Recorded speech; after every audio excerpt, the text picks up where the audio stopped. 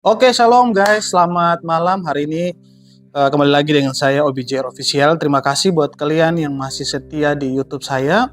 Seperti yang kalian lihat di samping saya ada hambanya yang luar biasa ini dengan dengan ikat kepala yang merah. Ya, nanti kita akan ngobrol dengan teman saya ini. Ini ya lebih ke adik saya ya. Sebelum kalian nonton jauh lebih banyak tentang obrolan kami hari ini, buat kami yang belum subscribe, jangan lupa di subscribe dulu channelnya supaya semakin semangat saya berbagi video-video dari anak-anak Tuhan yang luar biasa yang tentu memberkati kalian. Oke, sebelum kita lanjut, kita lihat yang satu ini dulu.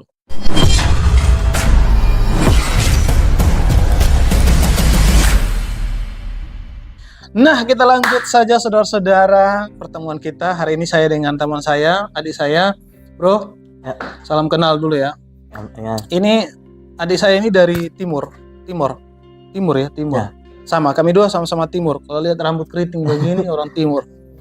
Tapi beta atau saya dari Sumba, kalau dia dari Alor. Ya. Asli Alor. Asli. Beta pikir orang Soe. Asli Alor, saya dari Beka di Kupang, orang tua di Soe. Oke, itu baru sekilas. Tapi tentu nanti kita akan dengar banyak hal dari teman saya ini, apa yang mau dia bagikan. Tapi satu hal yang saya tertarik dari dia, waktu saya di gereja, sempat dengar dia ini bersaksi bagaimana perjuangannya bersama orang tua untuk melewati masa sulit ya. Dan saya merasa penting sekali dan perlu kesaksian itu kalian dengar, supaya kalian juga yang mungkin hari ini merasa tidak berguna, tidak berdaya, hey, santai bro. Ini ada pelajaran penting buat kalian. Oke, kita kenalan dulu bro, silahkan kenalan. Bro asli mana dan sekarang lagi di mana dan sedang apa di sini? Ya, baik. Saya namanya Yuda. Saya dari NTT, khususnya Alor, Kupang, dan Soe. Jadi saya di sini di BAC, saya mengikuti perkuliahan di STT Providensia. Oke. Saya pikir kamu tuh dari Soe kemarin loh. Saya baru kali ini saya tahu bro dari Alor. Asli Alor. NTT ya, NTT. Yeah.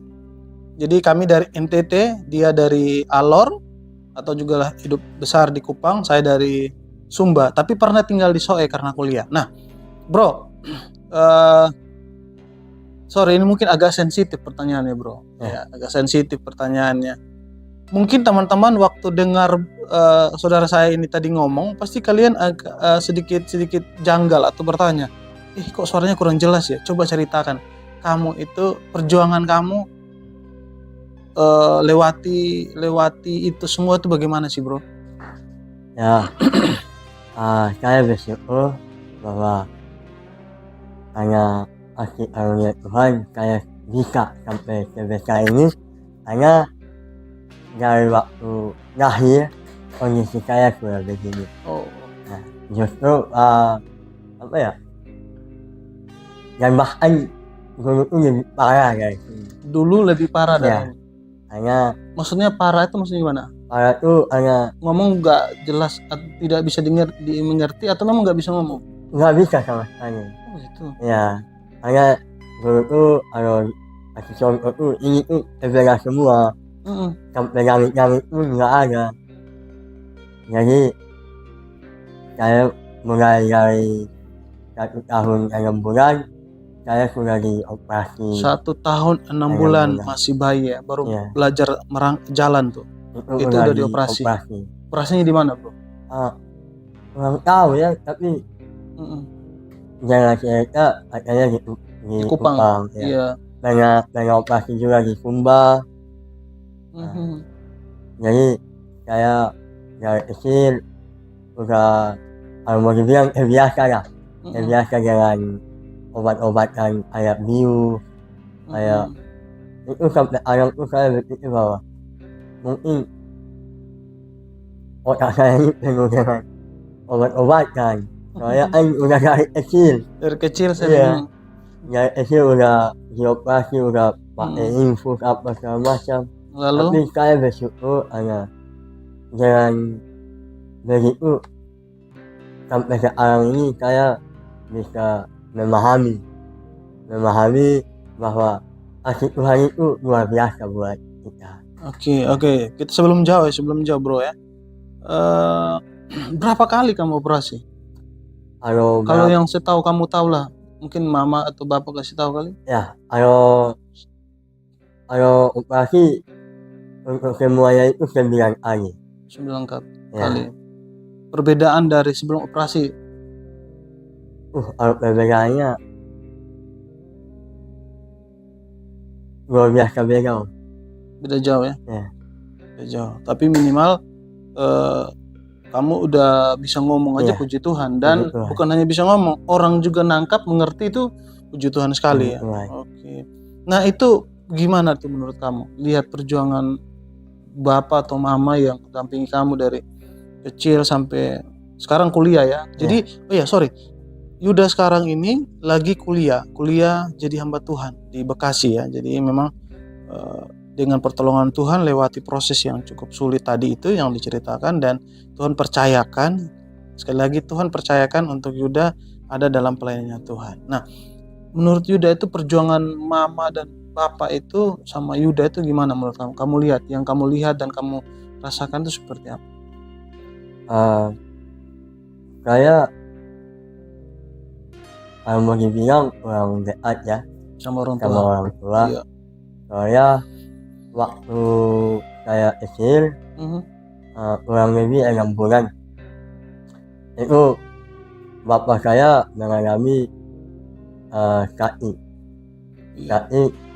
muntah darah. Jadi saya diambil oleh bapak mama angkat saya. Di mana? Di Kupang. Ya. Itulah sebabnya dari Alor kamu di Kupang karena ikut bapak mama angkat. Iya. Sorry. Orang tua memang udah di Kupang. Orang tua udah memang di Kupang. Ya. Emang tinggalnya di Kupang juga orang tua ya. Tapi memang asli Alor. Ya. Siap. Lanjut. Jadi saya diambil, terus saya tinggal sama orang tua angkat saya. Iya. Tapi saya bersyukur bahwa orang tua angkat saya baik sama saya. Ya, kalau mau dibilang anak sendiri lah. Iya. Ya. Tapi saya selama berapa tahun ya? 12 tahun gitu. Hampir SMP itu baru saya kembali ke orang tua anu. Di Kupang juga? Itu kebetulan orang tua saya udah, mama saya tugasnya di SOE. Jadi tinggalnya di SOE. Itulah sebabnya kamu di SOE. Baru saya tahu ternyata seperti itu jalan ceritanya. Oke bro. Nah, pertanyaannya adalah waktu teman-teman kamu nih di SD mungkin nggak terasa kali, SMP, SMA, waktu bermain sama kamu mereka gimana sih? Mereka permisi, mereka bully nggak sih? Saya juga punya teman seperti bro, tapi kita ya namanya teman ya suka bercanda, tapi kita saling sayang waktu zaman itu. Tapi pengalaman kamu sendiri lah, dari teman-teman yang ada di sekitar kamu di sekolah itu gimana? Ayo. Pasti seru nih kayaknya. Karena zaman itu, waktu itu kita bertemannya yang paling dekat banget itu cuman kalau laki-laki itu 3 orang. Jadi saya ada teman saya 2 orang. Iya. Itu kita teman-teman itu yang bersama. Nah di situ mereka bercanda tapi nggak pernah ada macam-macam. Itu dari kayak kecil sampai kayak SMP itu kita sering main sama-sama. Sering, pokoknya hanya rumah belajar kan. Jadi ya. Jadi saling kenal ya. Kita kayak jadi mengenal satu sama lain. Tapi tidak terlalu maksudnya tidak ada yang sampai ngebully gitu. Enggak. Ada ya? Kalau ngebully pasti ada ya, pasti ada. Kamu hadapi orang yang ngebully gimana sih? Kalau awal-awal pasti berantem kita, berantem pasti. Ini berat ini ya, berantem ya. Oh berantem ya. Iya, Pernah berantem gak sih? pernah. Ada saking emosinya kan, udah nggak bisa buat apa-apa kan. Udah ya. Oke, Bat. Oke, gitu ya perjalanannya ya. Nah, waktu kamu ketemu mama itu setelah tamat SMP atau SMA? Enggak. Kalau mama Maksudnya kembali ke mama di Soe. Ya, itu SMP kamu udah pulang ke mama. Ya, kelas 2. Kalau keluarga dengan Yuda gimana? Mereka penerimaannya bagaimana? Ya, senang atau gimana? Rata-rata semuanya anggap anaknya. Ya. Ya itulah kelebihan kami di NTT itu seperti itu ya. Jadi hubungan kekeluargaan itu sangat kuat sekali. Makanya tidak pernah ketemu di jalan kalau di NTT ada orang yang di jalan-jalan itu minta-minta. Nggak ada. Saya waktu pertama datang di kota Jakarta, yang bikin saya kaget pertama itu adalah bukan gedung-gedungnya, tapi lihat orang minta-minta di jalan. Itu kaget sekali saya. Ada orang buta dituntun, ada orang minta-minta, ada yang ngamen.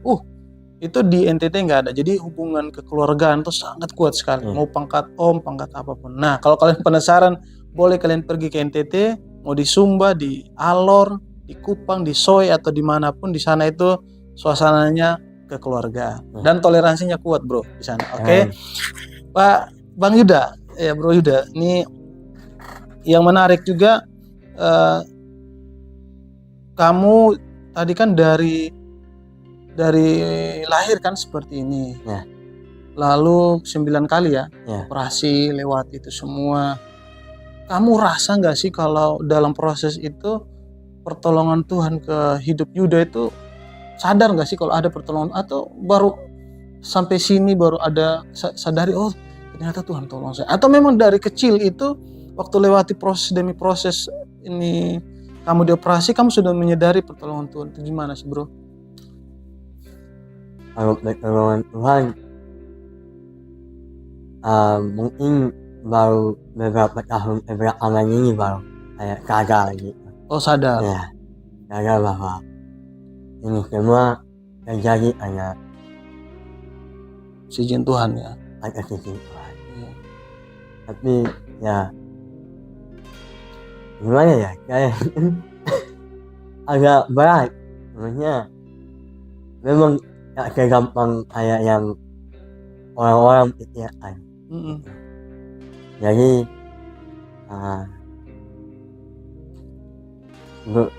waktu kayak itu pun banyak proses yang harus saya lalui. Tapi memang kamu sadar itu pertolongan Tuhan setelah beberapa tahun terakhir ini ya. Boleh tahu kamu tamat tahun berapa sih dari SMA? Saya tamat tahun 2000 berapa? Soalnya saya di luar itu udah 4 tahun. 4 tahun sampai 5 tahun. 4 tahun sampai 5 tahun. Ya. Oh, baru setelah itu baru selesai itu lanjut kuliah. Baru lanjut. Oke gitu ya.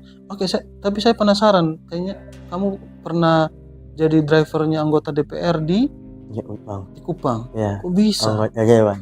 Kok bisa mereka minta kamu? Ya. Pangkat om kah atau cuma kenalan begitu atau gimana? Bukan.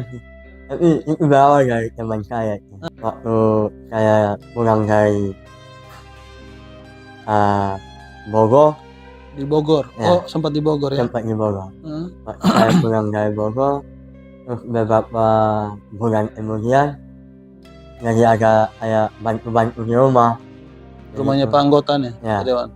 Jadi itulah. Nah, anaknya yang perempuan minta tolong sama saya. Katanya, kamu mau nggak gitu, bawa mobil biar anak-anak sekolah. Ya,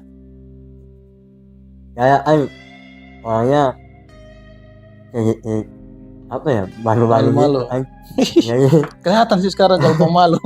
jadi ya saya bilang dari aja kalau mau Kakak percaya, percaya saya sikat. sih gitu. Oke, Ya, gitu ya. ya. Tapi kamu cukup dipercaya juga ya sama Ya, mereka ya. begitu. Berapa tahun kerja? Dan 2 anggota tahun. 2 tahun ya. 2 tahun. Jadi driver. Ya. Sampai Jadi biar begini-begini ini driver cukup rame kalau di jalan ya. Agak ngebut-ngebut ya. Orang timur bilang agak pelor di jalan ya, beliau ini. Oke, Bang Yuda. Oke, kita sudah saya cukup tahu tadi perjalanan kamu dan ternyata memang kamu kenapa seperti ini kondisinya karena memang dari kecil kamu dari lahir seperti itu untuk lewati proses itu sampai 9 kali operasi ya. Dan baru beberapa tahun kemudian baru menyadari semua ada maksud Tuhan, ada pertolongan Tuhan dalam perjuangannya Bang Yuda. Kenapa sampai saat berkomunikasi seperti itu. Nah, tapi yang menarik juga Bang Yuda lewat perjalanannya Bang Yuda tadi dari Kupang pernah ke Soe lalu ke Bogor. Di Bogor kerja apa? ikut pelatihan. Berapa tahun? Yayasan. Itu 1 tahun lebih. Pelatihan apa tuh? Itu pertanian. Pertanian. Ya, Sudah pelatihan pertanian selama 1 tahun. Terus katanya juga dia sering nongkrong jadi montir atau jadi tukang bengkel di Kupang. Tapi kenapa kamu mau ditawarkan untuk sekolah teologi, bro? Jauh sekali dari sudah datang orang yayasan sudah tanggung dana banyak-banyak bawa kalian kasih tinggal di Bogor sekolah pertanian berharap pulang jadi driver anggota dewan. Terus sekarang kok mau jadi hamba Tuhan? Kenapa, bro? Kayak itu agak-agak gimana ya? Menurut saya itu agak-agak lucu. Lucu ya. Jadi gimana ceritanya? Lu ketemu siapa sampai bisa mau? Berarti jauh sekali. Jadi yakin jadi hamba Tuhan? Berat bro jadi hamba Tuhan. Puji Tuhan, hanya sesuatu yang datang dari Tuhan pasti yang terbaik. Mendatangkan kebaikan. Ya. Good. Ini komentarnya bagus. Sesuatu yang datang dari Tuhan pasti itu mendatangkan kebaikan. Kenapa bro mau ditawarin sekolah Alkitab? Awalnya dari mama saya. Mama di Soe. Ya. Oke, siap. Ya kebetulan ini mungkin bukan kebetulan ini. Iya. Ini atas perkenanan Tuhan. Iya, siap. Hanya mama saya itu kan guru sekolah minggu. Jadi bertemu sama Ibu Frida Riu yang di Soe. Ya. Oke. Nah, jadi di situ ada yang namanya orang tua ya pasti ada perbincangan yang komunikasi. Ya, yang mungkin saya belum tahu juga sampai situ. Tapi yang pastinya itu ada perbincangan bahwa mama saya itu pengen saya kuliah. Terus saya itu ada Frida boleh. Kebetulan ada sekolah teologi di Bekasi. Awal mama saya kasih tahu, saya masih gimana sih orang hidup aja hancur gini jadi hamba Tuhan. Saya hamba Tuhan agak dan agak lain ya. Agak lain. Jadi itu tahun pertama itu saya memang nggak mau. Saya bilang udah kerja, udah pegang uang, terus udah happy, udah senang. Ya saya mau beli apa pakai uang sendiri, nggak ada yang ngomongin, bebas terserah. Tapi tahun pertama itu memang jujur saya tidak mau. Ditawarin. Saya berat. Karena di pikiran saya itu kalau jadi hamba Tuhan berarti kita sudah siap. Itu harus ada kesiapan yang memang bukan dari pikiran, bukan dari kuatnya kita, Tapi persiapan di sini yang dimaksud itu iman kita. Berkelas. Persiapan yang dimaksud adalah iman kita. Lanjut, Tuhan. Gimana kita harus benar-benar yakin, kita harus berpegang teguh bahwa oh ini sayang Tuhan, oh ini sayang Tuhan. Tapi awal pertama tuh jujur Tolak ya. tolak, Karena lihat masa lalu kurang cocok. kurang cocok. Iya. Tapi luar biasanya Tuhan tuh begitu. Gimana tuh? Karena Tuhan itu pasti akan memilih hamba-hamba yang memang rusak. Betul, sepakat. Tuhan pasti akan memilih orang yang rusak. Ya, saya kalau kalian nonton video saya sebelumnya, silakan kalian scroll di OBJR official, bisa dicek. Itu saya juga jelasin hal yang sama bahwa Tuhan itu sebenarnya saya nggak layak juga, bro. Iya. Sebenarnya saya itu nggak layak sekali waktu ditawarkan untuk sekolah Alkitab. Wih, betul ini, jangan kita salah ini saya bilang. Saya bilang, woi, tapi akhirnya saya berpikir bahwa memang Tuhan itu kalau panggil kita, Tuhan tidak cari orang itu yang baik, tapi Tuhan ambil orang yang rusak untuk jadi alatnya Tuhan. Saya setuju itu, bro, kalimat. Lanjut, bro. Jadi di situ saya mencoba untuk merenung, tapi masih bimbang parah, Om. Karena saya posisi itu saya masih suka keluar marah, masih bergaul marah, masih pokoknya minum mabuk apa segala macam. Jadi saya udah pasti nggak layak ya. Karena nggak bisa ini. Pikiran kita itu yang melayani Tuhan adalah anak-anak yang baik-baik, Iya. rajin ke gereja, pasti itulah ya. Iya. Anak pendeta, anak majelis. Tapi ini panggil bro yang suka minum nggak jelas ini gimana itu maksudnya? Jadi akhirnya kamu putuskan setelah renung itu gimana? Jadi setelah panggilan pertama saya nggak respon, panggilan kedua lagi baru nggak tahu bagaimana ya Om, tapi di situ tuh saya benar-benar ada sesuatu yang ganjal di hati. Kalau kamu nggak mau pilih, kalau kamu enggak sana, gimana ya? Kayak ada yang nggak pas. Kamu harus ke sana gitu. Ada dorongan. Iya, ada dorongan. Jadi di situ nggak banyak ngomong lagi saya. Mama saya bilang, "Nak, nih masih ada nih kesempatan." Oh iya mah, jadi apa? Langsung pokoknya ada. Iya. Langsung. Langsung apa mak gitu. Langsung. Ya udah kalau mau nanti nyari SOE. Nah kebetulan saya Kupang. Jadi saya pergi SOE lagi. Saya pergi SOE. Saya ketemu sama Ibu Puliga. Ya saya ketemu terus disuruh siap-siap katanya. Waktu itu tanggal berapa ya? Pokoknya bulan Agustus. Jadi itu saya nggak kasih tahu siapa-siapa tuh. Saya nggak kasih tahu siapa-siapa. Bahkan bos saya telepon, saya bilang lagi ada pertemuan keluarga. Pokoknya saya tuh punya alasan tertentu yang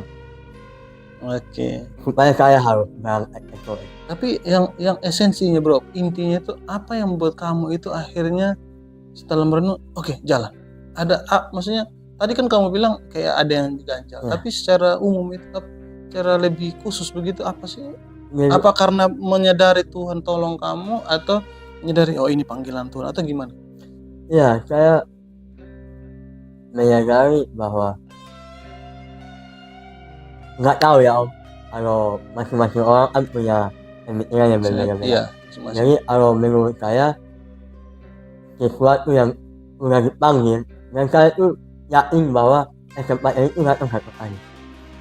Jadi saya tuh waktu dipanggil yang kedua, saya berpikir dong, saya bilang, kok panggil saya tuh Kan waktu lalu kan saya nggak mau. Jadi di situ mama saya tuh kan tiap hari tuh kuatin saya, adik berdoa nak, berdoa nak. Jadi di situ saya yakin bahwa ini panggilan Tuhan. Oke. Tapi memang benar itu panggilan Tuhan dan tidak kebetulan. Enggak, Menurut saya dari perjalanan hidup kamu itu Tuhan mau kasih tunjuk sesuatu bahwa lewat hidupnya Yuda yang mungkin orang berpikir ini, oh Yuda ini gak akan jadi apa-apa. Yuda ini bukan siapa-siapa. Ini tidak akan berguna dan lain sebagainya. Tapi lewat panggilan Tuhan untuk kamu ada dalam pelayanannya Tuhan, saya pikir Tuhan mau kasih sesuatu untuk kamu dan juga untuk keluargamu dan juga orang-orang di sekitarmu. Itu yang paling penting Yuda tangkap dan jalani itu sampai selesai. Bro? Ya. Nah, waktu kamu sampai ke sini, ya kan, kaget nggak sih lihat kondisi-kondisi seperti ini? Nggak seperti diekspektasi kan? Jangan sampai, aduh ke kota nih. Kamu gimana sih perasaannya ketemu dengan teman-teman di sini, ketemu dengan teman-teman di asrama dari tempat yang berbeda-beda, tinggal di sini di asrama, jauh dari keluarga lagi, gimana perasaannya? Saya pertama sampai ngeliat kondisi saya, kok orangnya begini. Sempat Ya, pikiran mau pulang nggak sih? Ini benar gak sih Tuhan ini? Iya gitu. Saya gimana ya? Ya sampai Tuhan ini salah panggil lagi. Jadi di situ saya juga pikir, loh, saya mau ke orang tapi ini datangnya di apa? Di asrama dan sekolahnya tidak seperti biasanya. Ya, tapi berjalannya waktu dengan abang-abang di asrama itu ya puji Tuhan mereka selalu mendukung saya dan juga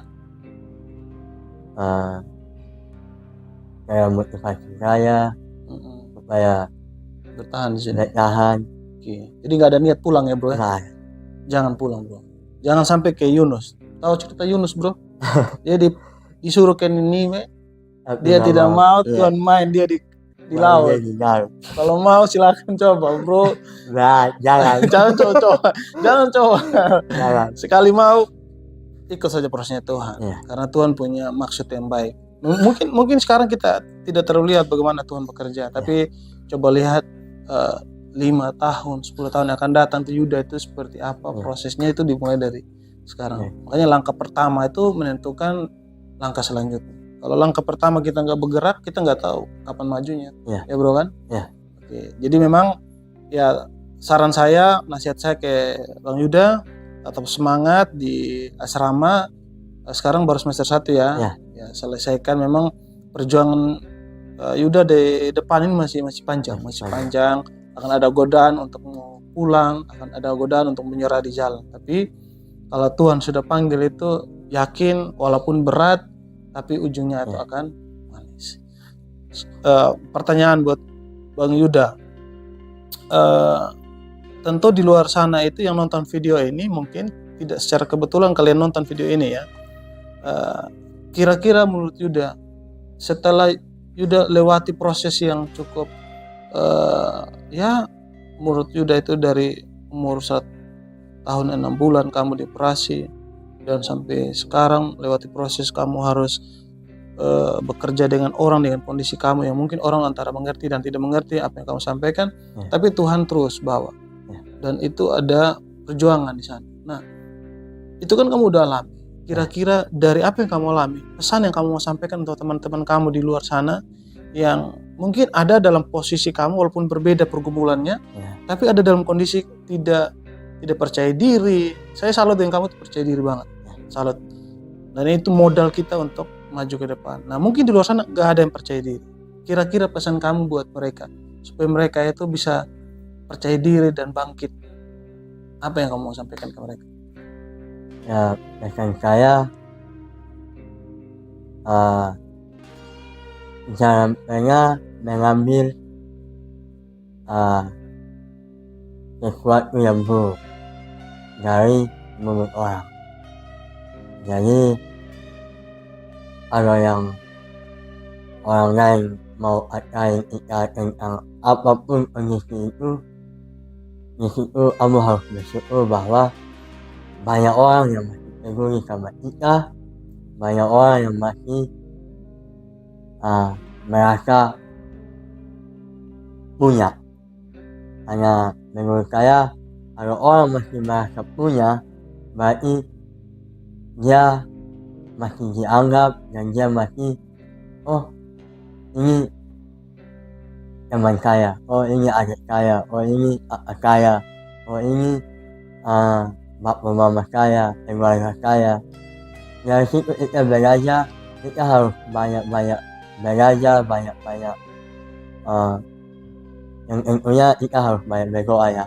Tapi di luar dari itu semua, yang terpenting dalam hidup, kalau yang baik kita ambil, yang jahat kita buang. Yang lebih bagusnya masa bodoh dengan omongan orang. Oke, ya. Jadi kalian boleh mendengarkan apa yang orang ngomong, tapi jangan disimpan dalam hati. Ambil yang baik aja. Ya. Oke. Orang mau bilang apa sama kita, bro ya, gak usah repot. Terserah.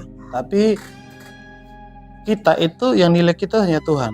Ya. Jadi orang mau nilai kita bagaimana terserah. Itu artinya dia itu menilai pencipta kita. Orang mau bilang kita buruk, tidak berguna, tidak bisa apa-apa, terserah mereka mau apa. Karena sebenarnya secara tidak langsung mereka itu menghina pencipta kita. Kan Tuhan yang cipta kita, bukan kita sendiri. Ya kan bro?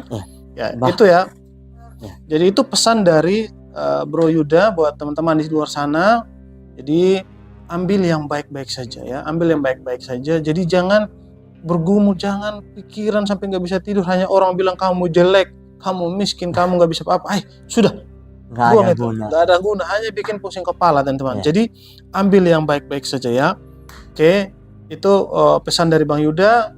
Semoga kesaksian Bang Yuda ini dapat mendorong kalian, mendorong kita, mendorong teman-teman yang nonton video ini supaya lebih percaya diri dan mampu melewati setiap proses yang ada, dan percayalah menyadari lebih cepat akan pertolongan Tuhan dalam hidup kalian. Itu harus lebih penting buat kalian. Tapi Bang Yuda, terakhir nih, saya kasih kesempatan ke Bang Yuda. Kalau seandainya Mama di Soe nonton video ini, kira-kira apa yang kau mau bilang ke Mama di Soe? Kalau seandainya video sampai di Soe maksudnya, kalau sekiranya, lu mau bilang apa di Mama?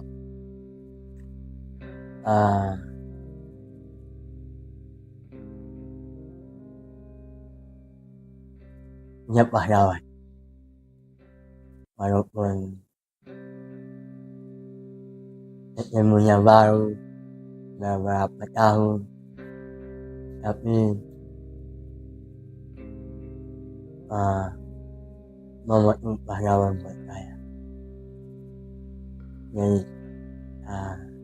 Mama, terima kasih. Mama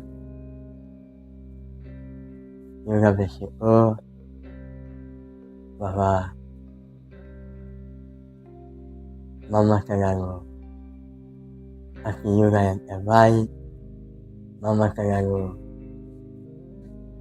mendukung juga, walaupun juga sering buat Mama kecewa, buat Mama menangis, tapi juga sadar bahwa semua yang Mama kasih itu buat juga, buat masa depan juga.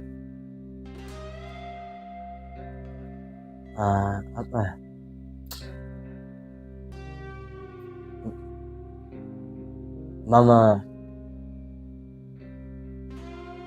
menurut juga Mama yang terbaik. Dan satu lagi, saya juga bersyukur bahwa saya juga punya bapak mama angkat, walaupun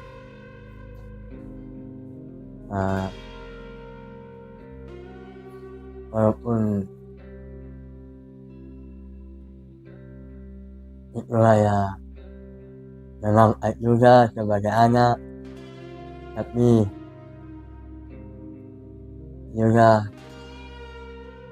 selalu berdoa buat bapak mama angkat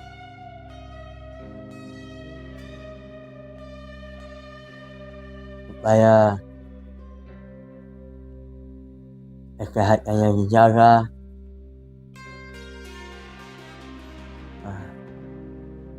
rezekinya, dan pokoknya kalau juga ada cara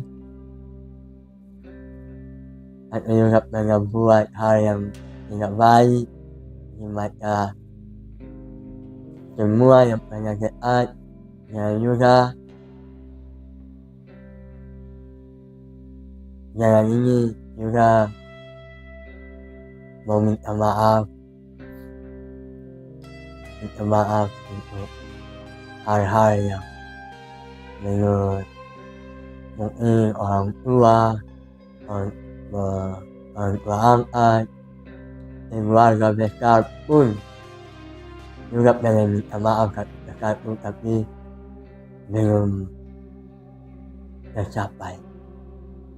Lewat podcast ini juga pengen minta maaf. Semoga kedepannya juga lebih baik lagi, dan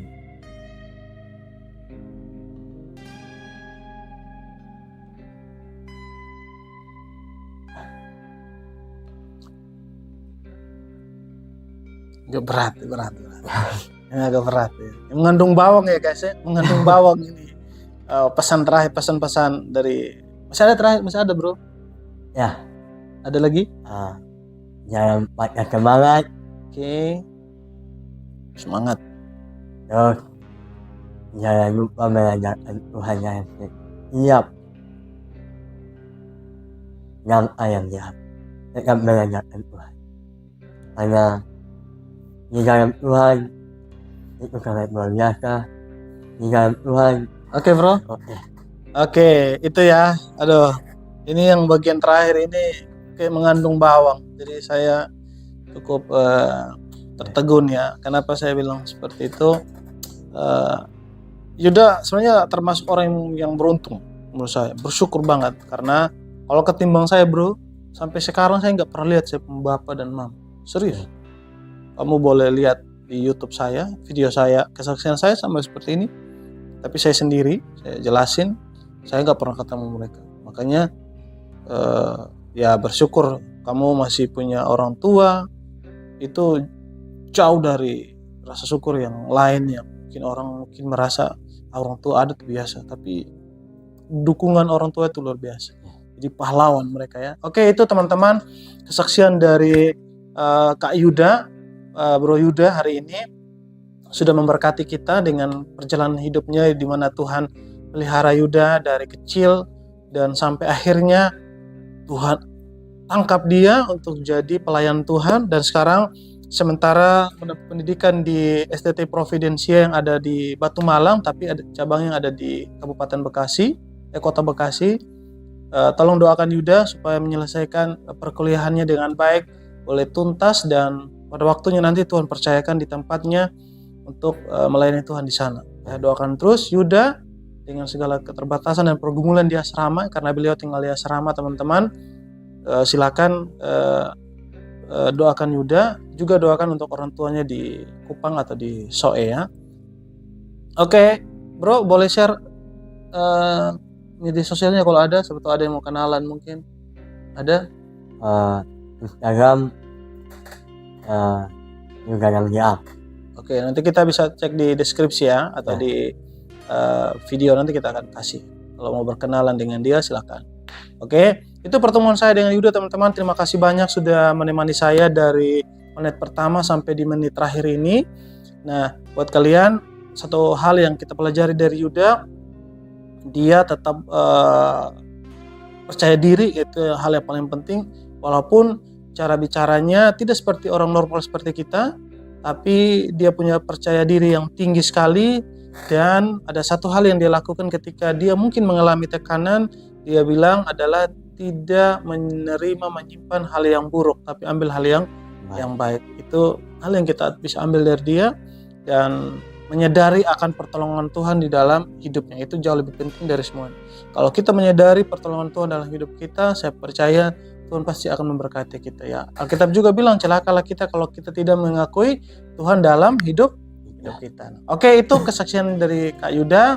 Teman-teman, kalau kalian merasa video ini memberkati kalian sendiri bersama keluarga di rumah, jangan lupa lempar ke tetangga sebelah supaya mereka juga boleh merasakan sukacita dari kesaksian yang disampaikan oleh Kak Yuda. Terima kasih banyak, dan sekali lagi buat kalian yang belum subscribe, jangan lupa di subscribe, karena subscribe itu gratis. Sampai jumpa.